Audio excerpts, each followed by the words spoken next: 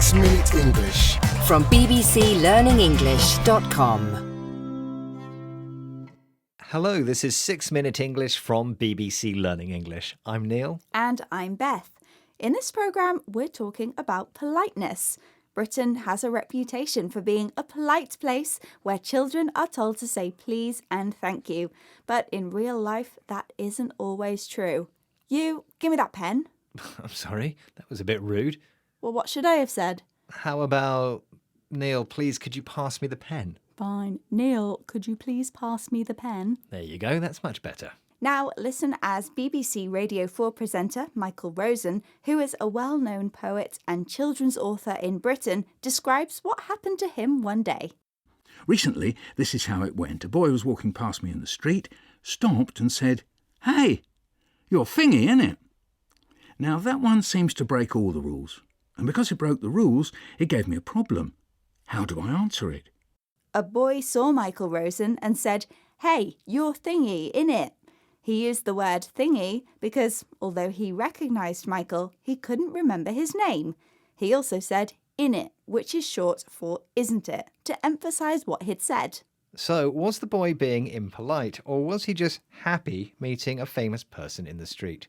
And why do we teach kids to be polite in the first place? That's what we'll be discussing in this programme using some useful new vocabulary. But first, I have a question for you, Neil.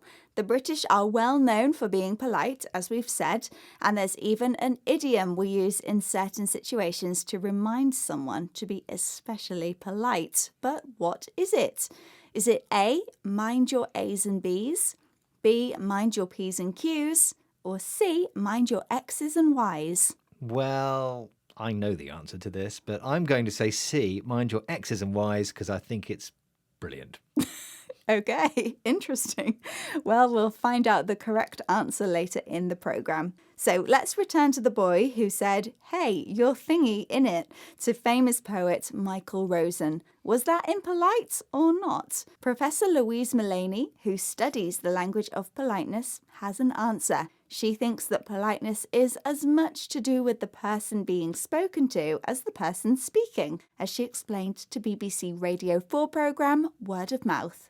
I think the crucial thing there is in how you've perceived it. So obviously he's not giving us the conventional, "Oh, good afternoon, Mr. Rosen," or a more formal approach. It's very, very informal, and he can't remember your name, and he's saying in it. Now that has been interpreted by you as non-threatening to you. You don't see him as insulting you, and you're actually quite kindly disposed to that person. So you haven't interpreted it as offensive or aggressive. You said, I think you described it as being quite civil, actually. Michael Rosen didn't feel that the boy was insulting him.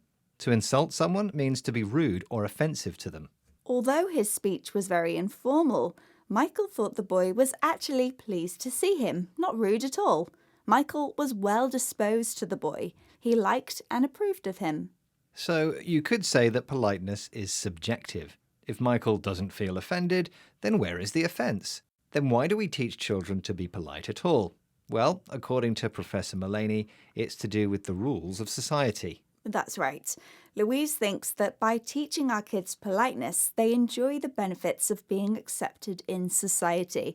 So imagine how embarrassed she felt when her 2-year-old daughter repeatedly ignored the cook at her nursery school and refused to say hello. Here's Louise Mullaney telling the story to BBC Radio 4's Word of Mouth. The cook looked so disappointed.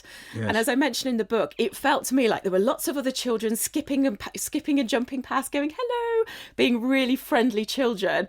And my daughter was just there, and we started to make excuses for her, like, oh, she's tired, oh, she's teething, she's this and she's that, because the embarrassment was so strong. And I felt awful walking back past the kitchen on my way out. I was almost trying to hide my face, going, I'm the one with the really rude child. When her daughter didn't say hello to an adult, Louise made excuses for her.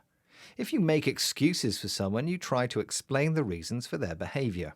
For example, Louise said her daughter was tired, she was growing new teeth, she was this and that. The idiom this and that can be used to describe various unspecified things. For example, if someone asks what you did this afternoon, you might reply, oh, not much. I stayed at home, I watched TV, I did this and that. Politeness means different things to different people, but we still like it when people are polite to us.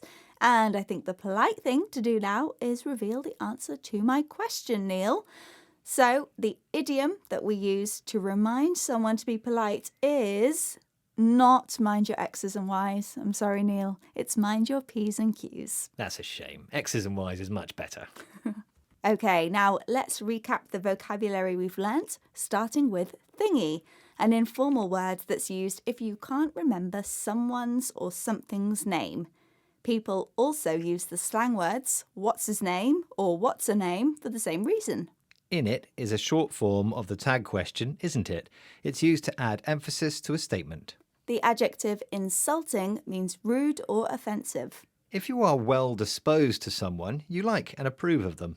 When you make excuses for someone, you explain the reasons for their bad behaviour. And finally, the idiom this and that describes various unspecified things. Once again, our 6 minutes are up, but why not test yourself with the programme quiz and worksheet available now on our website, bbclearningenglish.com. Goodbye for now. Bye! 6 Minute English from bbclearningenglish.com.